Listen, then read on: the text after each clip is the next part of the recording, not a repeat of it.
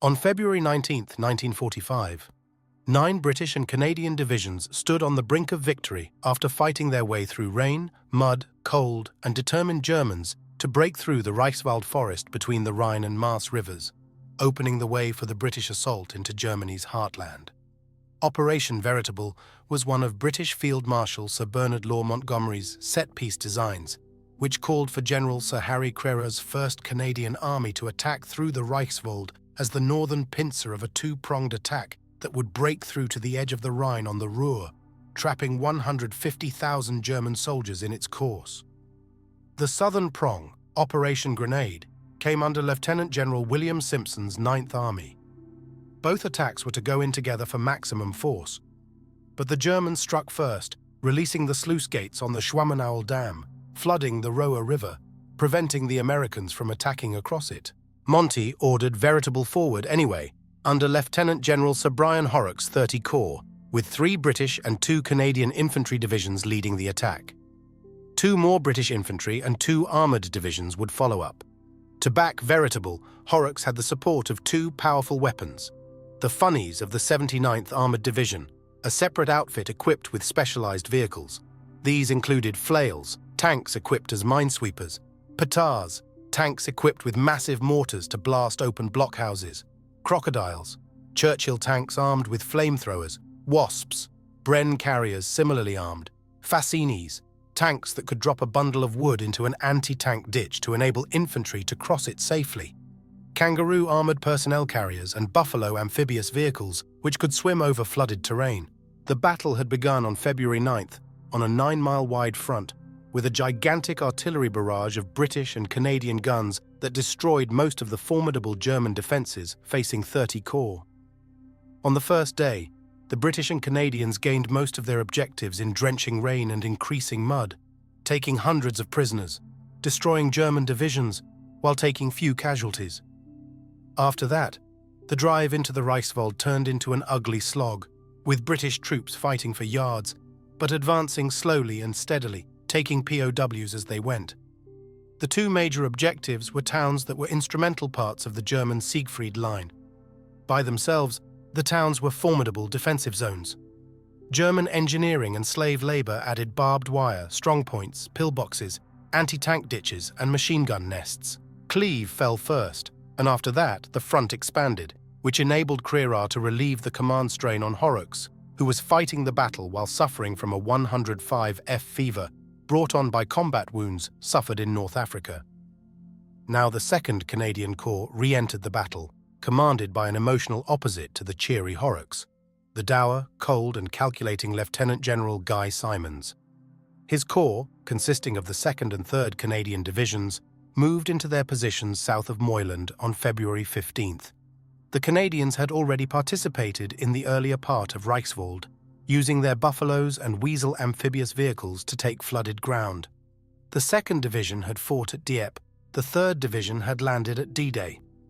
The 2 Canadian divisions moved up along gravelled roads called Maple Leaf Up that had turned to mud, the 3,347 vehicles in each division crawling along. 4th Field Artillery. Gunner George Blackland would visit the battlefield 28 years later and find the indentations from his gun pits and dugout pits still there, albeit overgrown with weeds and gorse. The main cause of the traffic jam was Royal Canadian Engineers trying to bulldoze a second track for Maple Leaf Down to withdraw casualties and empty supply trucks. On the 19th, Simons went into action with his fresh 2nd Canadian Division's 4th Infantry Brigade, which passed through 3rd Canadian Division to break the hinges of the German line. But before the Canadians could attack, the Germans did, hurling paratroopers in grey greatcoats and distinctive helmets in the dawn rain and mist against the thin line of the Regina Rifle Regiment. Lieutenant Buzz Keating told his men to wait a few seconds until they came into range, and then yelled, "Up!" The Canadians did so, guns blazing, hurling grenades. The Germans fled back into the fog, leaving behind dead and wounded. One para overran a Regina position and tried to take POWs. Sergeant Hunt Taylor braced his rifle on Keating's shoulder and took the German down. Then Taylor thanked Keating for standing still. The Reginas were suffering from exhaustion, according to their war diarist from the shelling and the woods. But the Canscots could still fight, moving on the Bedburg-Cleve Road in a magnificent show of steadiness. Major R.H. Tai, commanding the Canscots, was wounded by machine gun fire and could only crawl, but did so into a shell crater and did his best to command his troops. The Germans held the high ground with machine guns and PVT. Dan Elder, a stretcher-bearer, moved around the wounded men, tending them while ignoring bullets and shrapnel that whizzed about him. He carried a Red Cross flag on a stick and put it in the ground to show he was doing non-combatant work, but the Germans shot at him anyway. 50 Germans counterattacked, which forced the Canscots to dig in, unable to advance or retreat. Men could only suffer and die in place. The Regina's official history noted, "By now, Brigade HQ was screaming that the wood should have been cleared by now, and what were we going to do about it?" The huge casualties list was a mute answer. The RHLI consolidated on their objectives 400 yards east of the Gok-Kalkar Road at 2 p.m. As usual, the Germans counterattacked, and Lieutenant John Williamson of C Platoon asked Whitaker for mortar support, using the term Big Brothers, which actually meant heavy artillery. "We got the artillery on our position all right, and it did the job, but it certainly surprised the hell out of me," Williamson recalled. Later that evening, the Germans fired a Panzerfaust through the pig pen next to Williamson's farmhouse, which created a hole through which more paras charged. Williamson had a Thompson submachine gun he'd acquired from American airborne troops at Nijmegen and fired back, killing the first German who came through. The platoon took care of the rest, but the 4th Brigade's relief effort would change all that. Instead of attacking piecemeal, Brig Fred Cabeldu committed 14 field regiments of artillery, 7 regiments, a total of 470 guns, a rocket battery, and the Toronto Scottish Machine Gun Regiment's medium Vickers machine guns and mortars in fire support in a timed rolling barrage ahead of the Essex Scottish on the right and the Royal Hamilton Light Infantry, the Rileys, on the left, under future military historian and general Lieutenant Colonel Dennis Whitaker, a veteran of Dieppe. On the flanks were Bren carriers and Wasps. Ahead of them, 16 Sherman tanks of the Fort Garry Horse, the first Canadian tanks to enter the Reich. It rained all night and it was still bitterly cold at noon on the 14th. The Riley's war diarist wrote, "Such weather was not very promising for an attack. Road conditions were bad, making vehicle movement slow."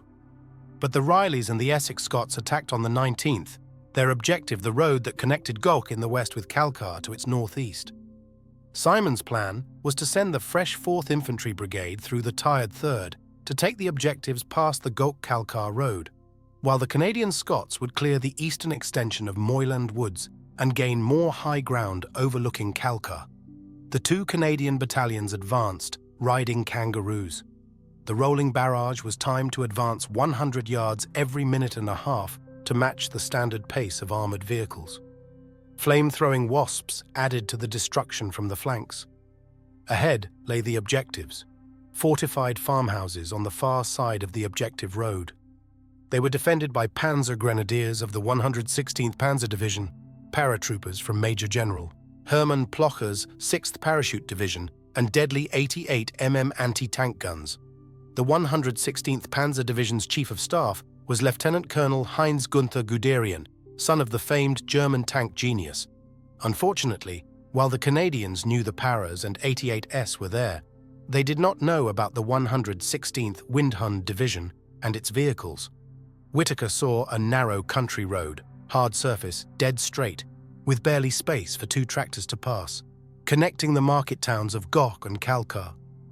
I could plainly see the stubbled brown field sloping gently upwards to the road 2,000 yards away. Dotted here and there were farmhouses and sheds.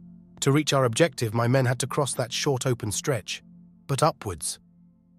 I recall a disquieting thought. What lay over the top? Whitaker believed that if he could keep the enemy heads down in the initial assault, our task would not be too difficult. I had tremendous confidence in our artillery. I reckoned without the rain. It continued through the night, making the ground boggy and treacherous. Whitaker worried about his exposed left flank. Fighting was still going on in Moyland Wood, and German Paras could pop out and attack him. He put Bren carriers and Wasps on the left, as well as his anti-tank platoon to address that threat. Then he hopped onto Major Harvey Theobald's Sherman and climbed inside. Whitaker hated riding in tanks. They were obvious targets, but he needed to advance quickly. Perched in the co-driver's seat, he believed that if the tank was hit and started to burn, he would never escape. Everything depended on the speed with which the tanks could advance, but as usual, several got caught in the mud. But the infantry and other tanks pressed on. When a kangaroo towing a 6-pounder, 57mm anti-tank gun got mired, Essex Scots Sergeant Don Elvey, commanding the gun's crew, flagged down a passing Bren carrier and hitched the 640-pound gun to the carrier. The whole party kept on to the objective.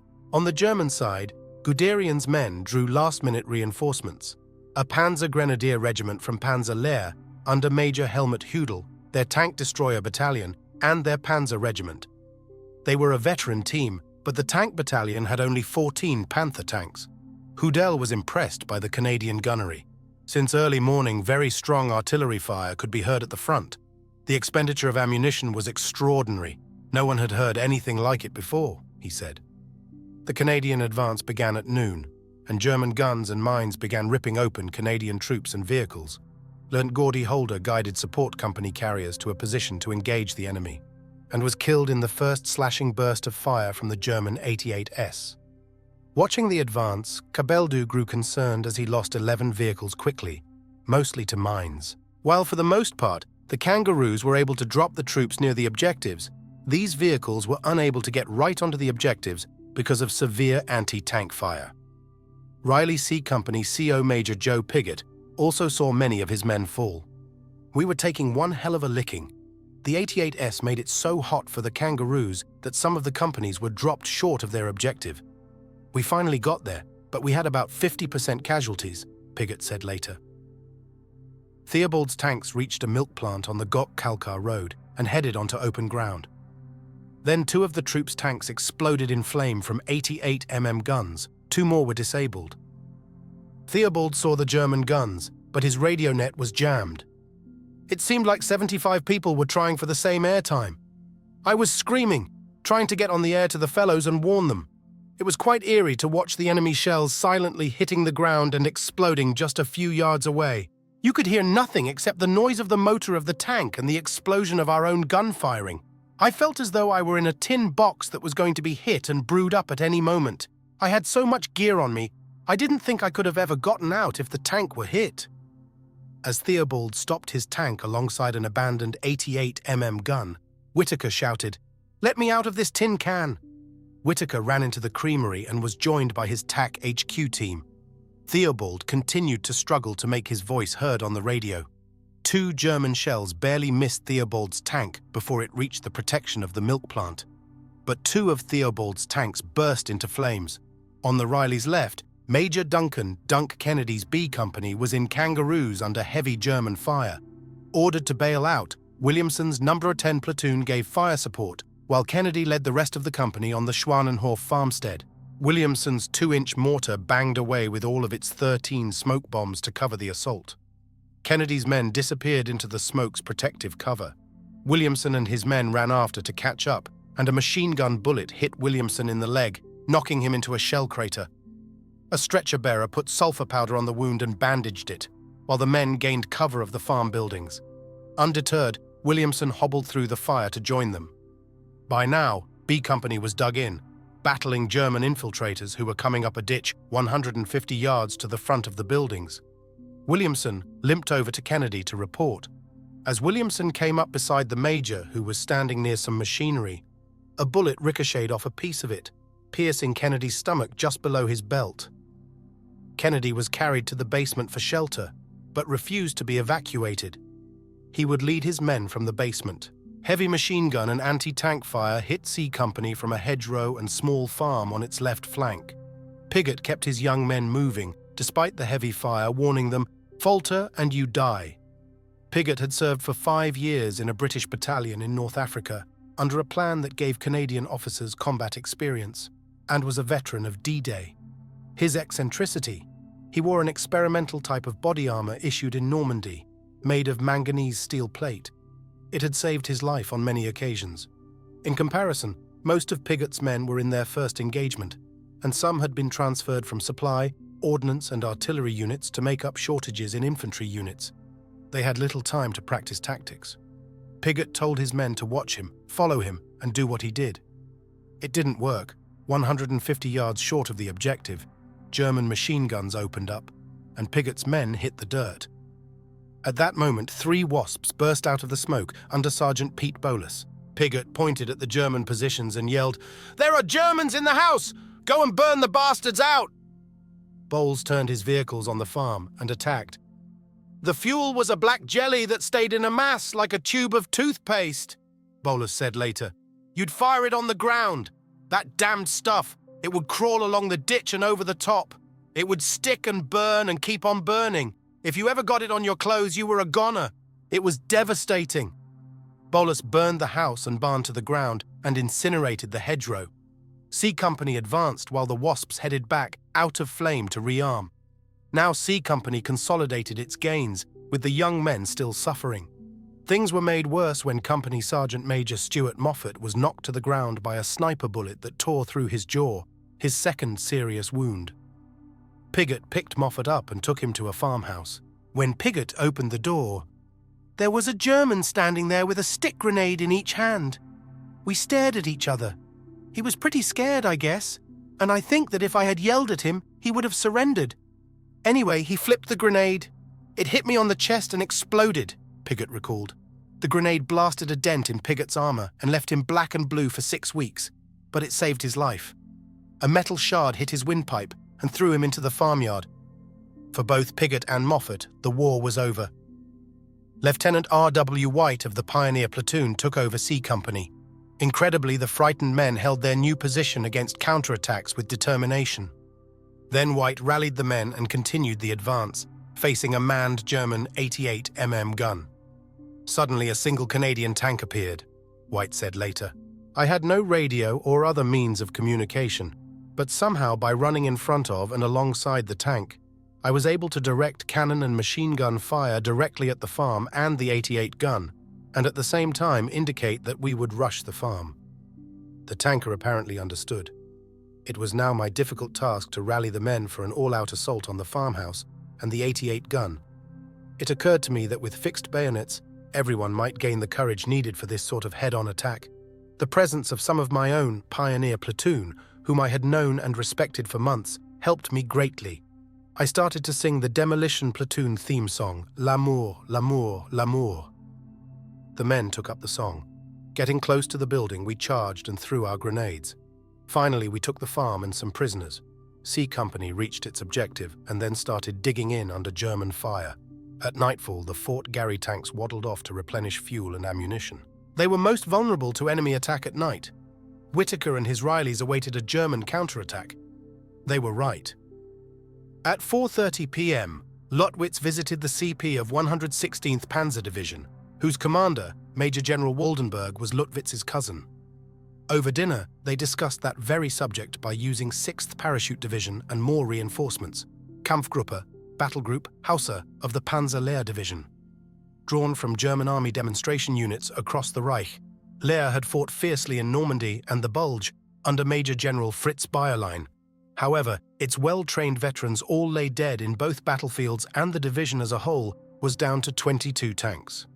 The Essex Scottish attacked promptly on February 19th against the various German defences and took their objectives by 3 p.m.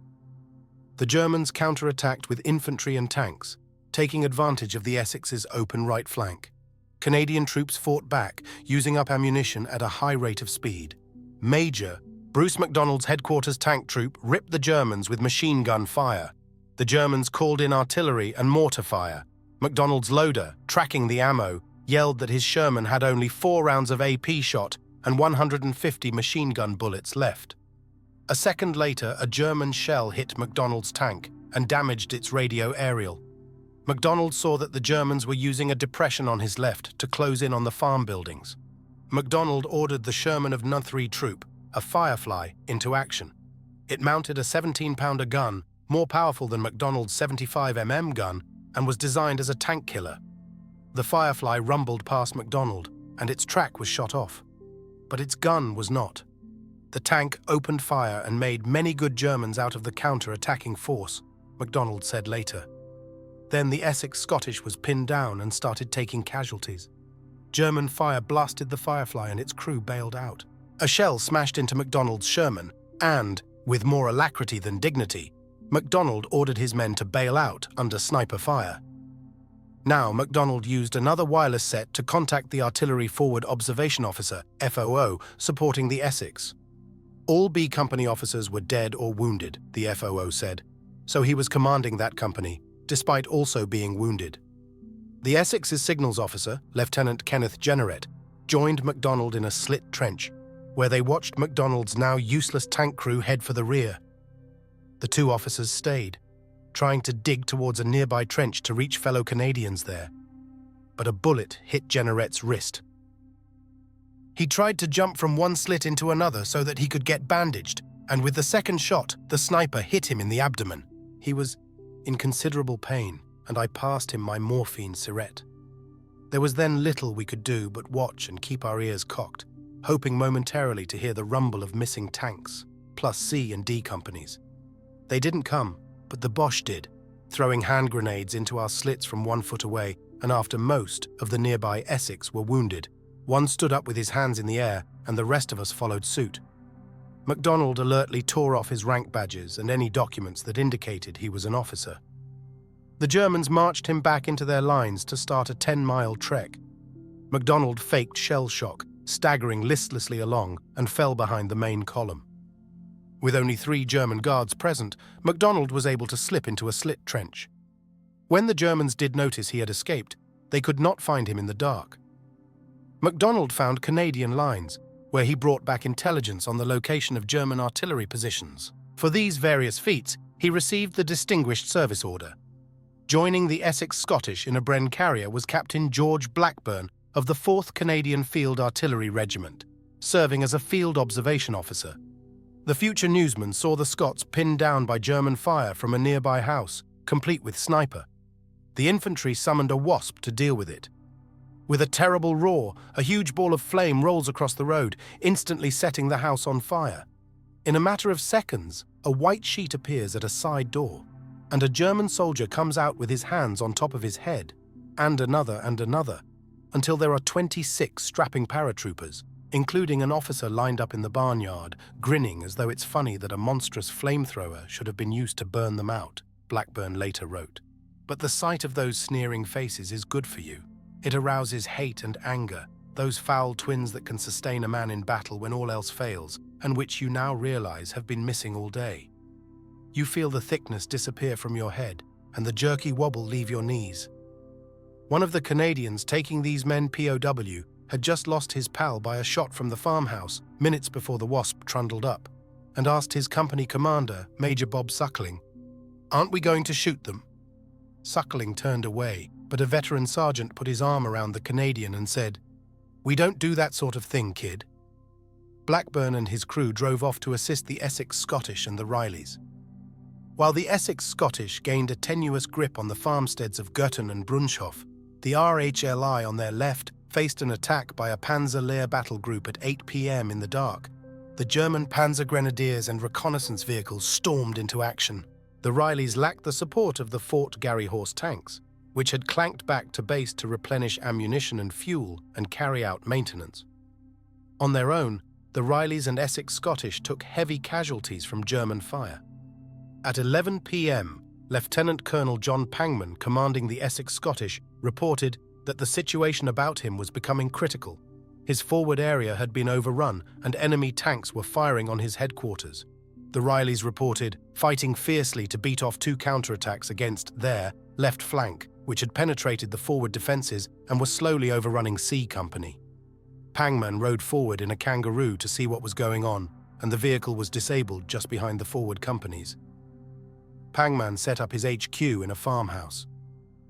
By 3 a.m. on the 20th, Pangman and his men were surrounded in the building's cellar, which had a strongly built ceiling.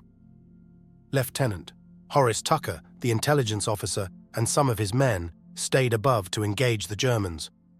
Tucker cut down enemy troops until he was seriously wounded. The defenders were forced into a basement where they used a Bren gun to kill Germans descending the stairs.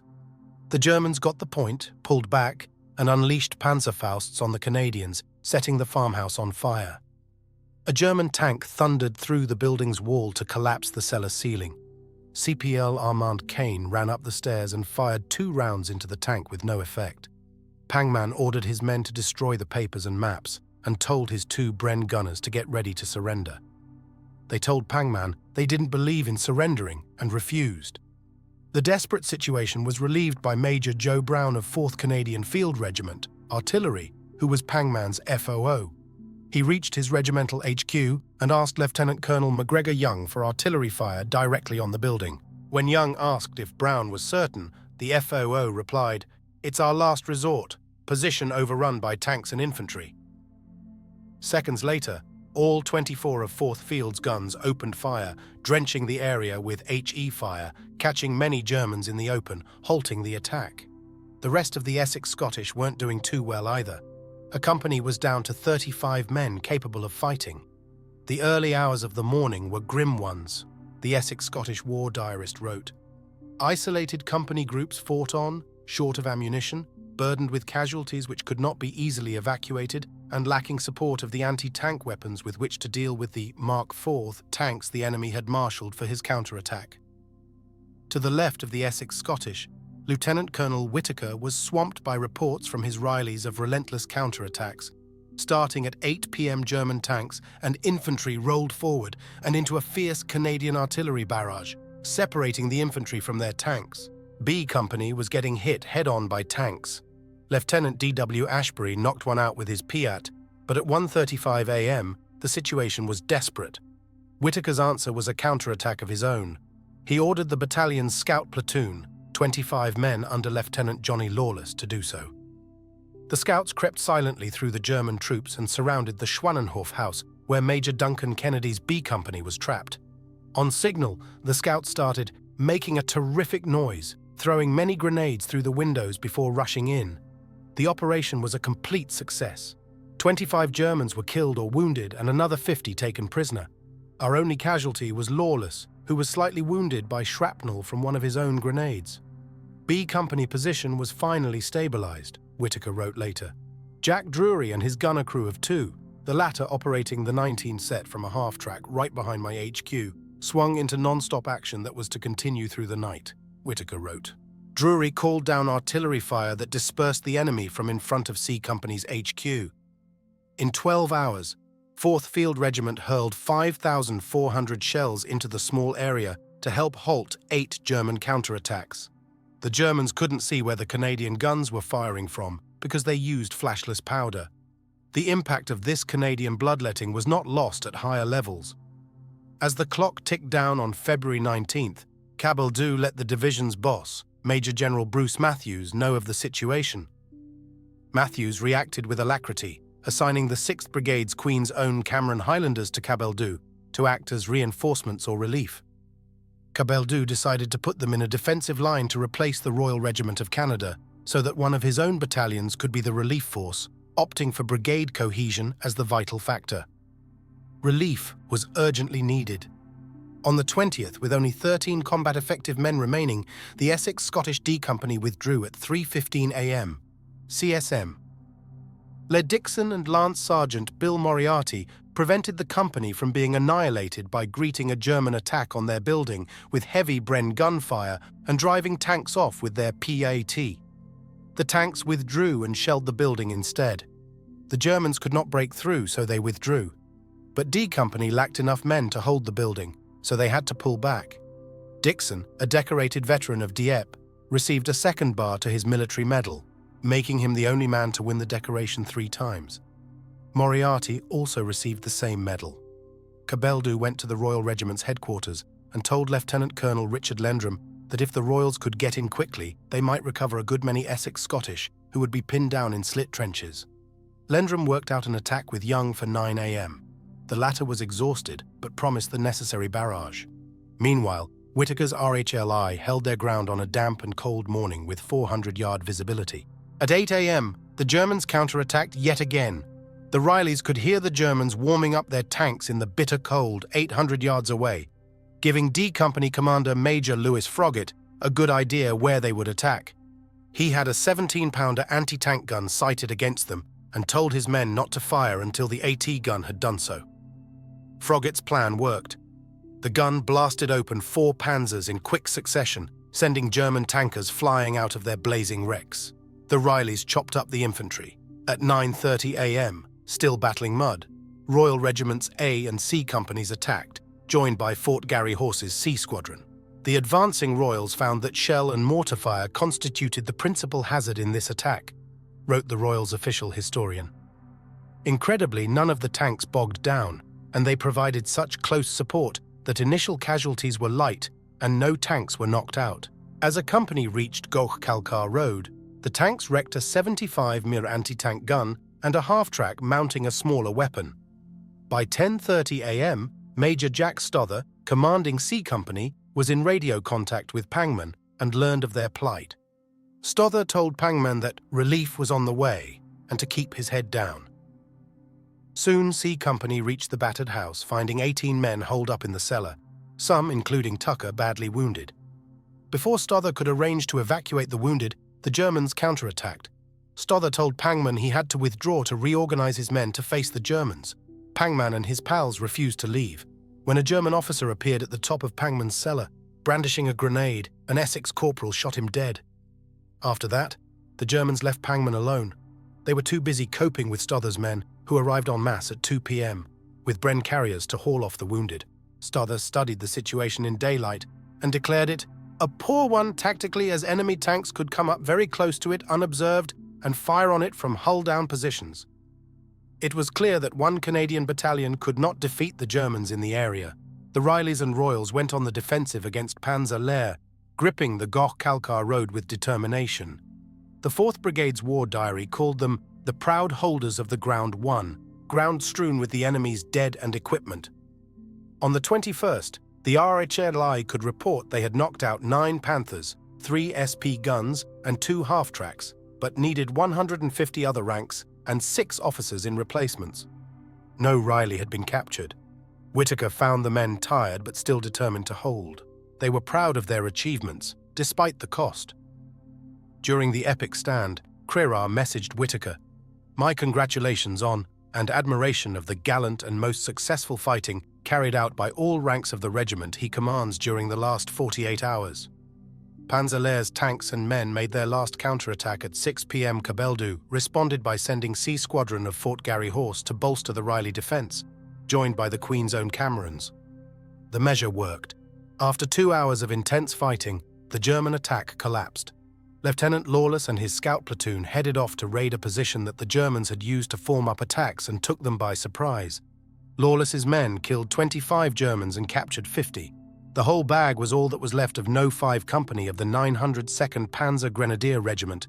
The situation was hopeless for Panzer Lehr as night fell on February 21st. Its survivors pulled out, leaving behind 200 dead men, 11 wrecked tanks and 6 88mm guns, and headed south where it would run into the US First Army, which was also driving on the Rhine. At dawn on the 22nd, the Essex Scottish emerged from its foxholes to find the Germans gone. The Essex Scottish had gone into action with 25 officers and 540 other ranks. It was now down to 17 officers and 395 other ranks.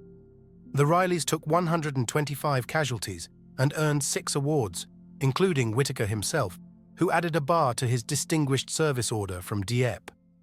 The Rileys were singled out in the Brigade War Diary for their outstanding example of a well-planned and executed operation, and of the ability of our troops under good leadership and by sheer guts and determination to take and hold difficult ground against the enemy's best. The 4th Canadian Brigade's casualty total for February 19th, 20, was exactly 400 men. In Moyland Wood, 7th Canadian Brigade's Regina Rifles faced heavy German artillery, mortar and Nebelwerfer, on top of regular counterattacks. Rifleman Dwight Small said later, "It was a miracle we held off the Germans. We were firing on the Germans almost constantly and throwing more grenades than I ever had in my life."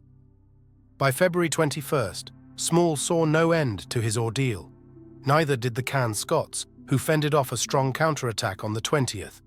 The battle even wore out the brigade commander, Brig Jock Spragg, who planned an assault to send the Royal Winnipeg Rifles into the woods to relieve the other 2 battalions, backed by tanks and wasps.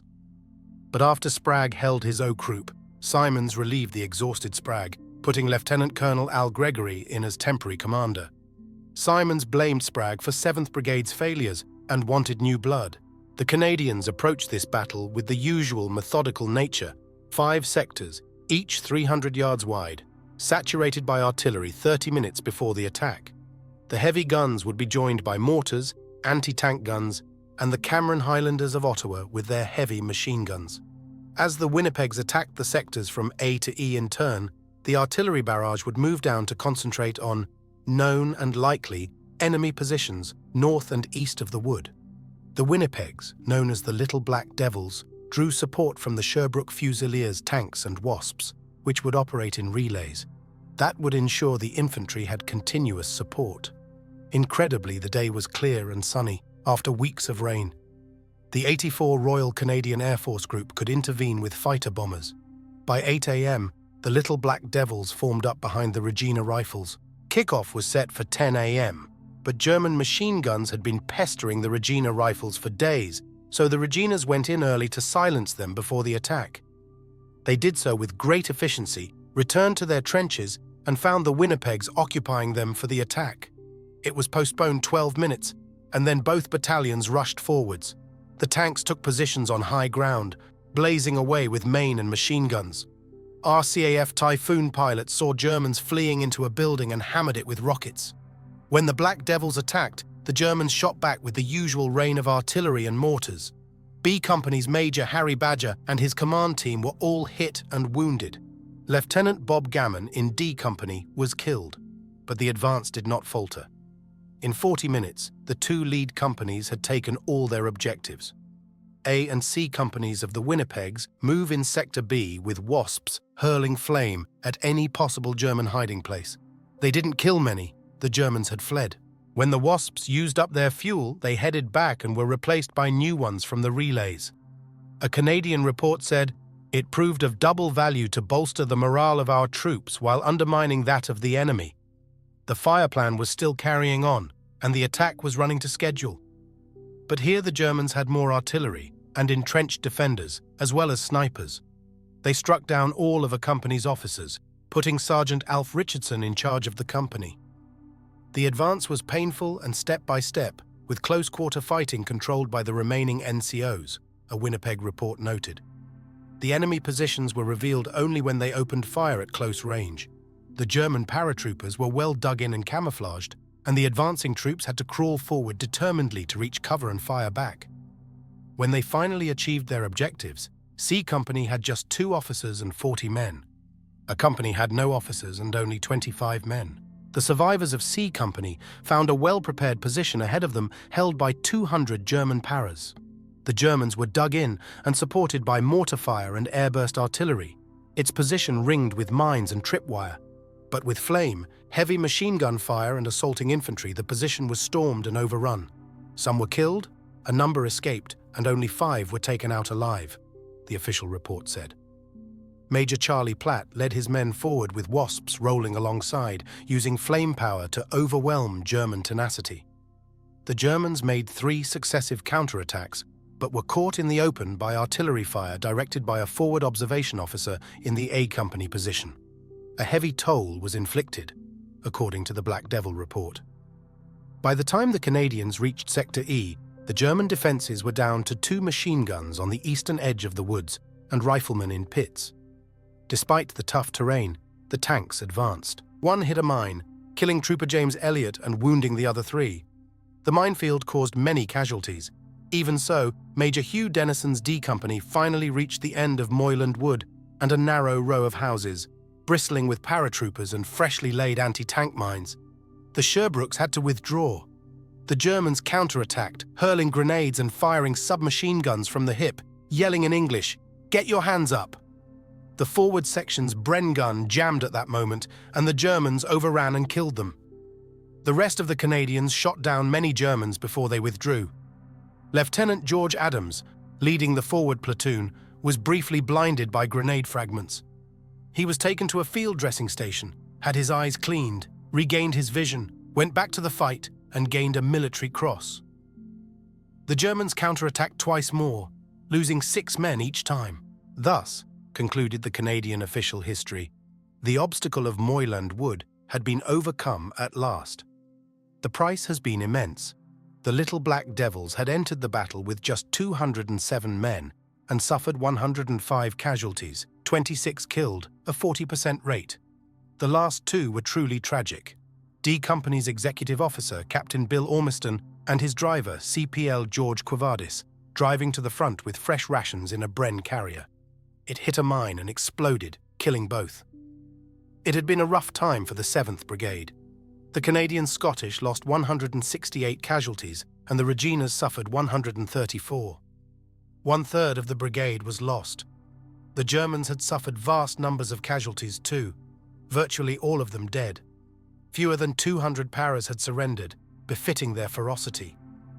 A wounded Canadian soldier, awaiting medical attention, muttered, "Moyland, bloody Moyland!"